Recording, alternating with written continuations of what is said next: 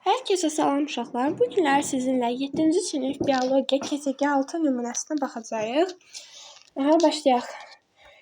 Birinci sualda deyir ki, hansı abiotik amildir?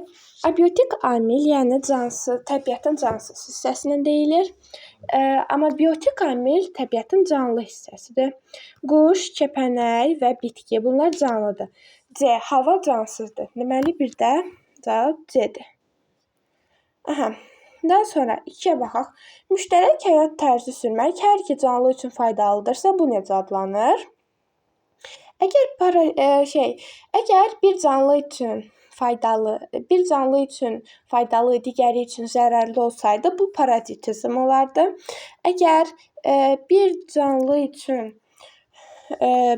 üçün faydalı, lakin digəri üçün təsiri olmasaydısa, bu komensalizm adlanardı.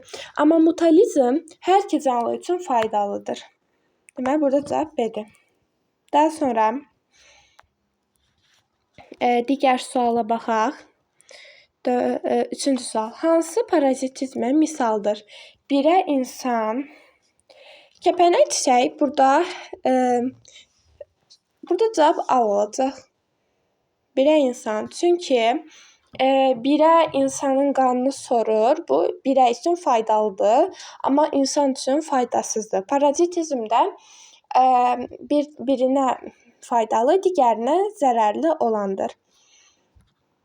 Deməli, sonra 4. Hər bir orqanizmin yaşaya biləcəyi yerə onun nəyi deyilir? Habitatı təbii ki. Habitat yaşayış məskənidir. Daha sonra bir dəqiqə. Növbəti suala baxaq. 5-ci suala. Müəyyən ərazidə birlikdə yaşayan eyni canlının fərqlər qrupu nə adlanır? Populyasiya. Müəyyən ərazidə yaşayan eyni canlının bütün fərqlər qrupu populyasiyanı təşkil edir. Deməli, burada cavab A olacaq. 5-də A-dır. 6-ya baxaq. Hansı biotik amildir? Bayaq da dediyim kimi, biotik amil təbiətin canlı hissəsidir. Abiotik isə cansız hissəsi. Biotik amil burada deməli, yəni canlı hissəsi bitkidir. Deməli, burada D-dir. 7-də canlılardan biri üçün faydalı, digəri üçün heç bir təsiri olmayan qarşılıqlı əlaqə necə adlanır?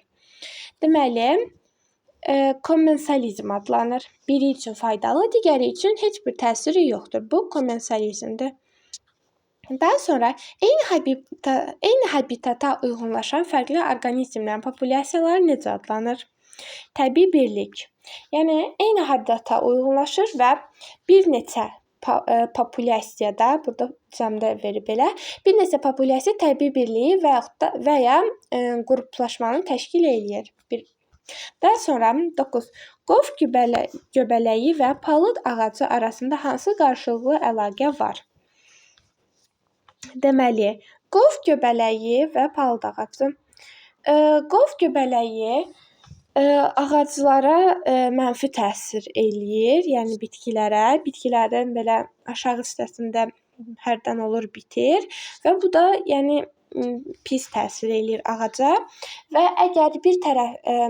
əgər qarşılıqlı əlaqədə bir tərəfə mənfi zərər təsir eləyirsə, amma bir tərəfə faydalıdırsa, deməli bu parazitizm adlanır. 9-da A-dır. Onda deyir ki, biotik amillərə misal yazın. Yəni canlı. Məsələn, bitki, heyvan, yəni sonra göbələklər. Bunlar biotik amillərdir.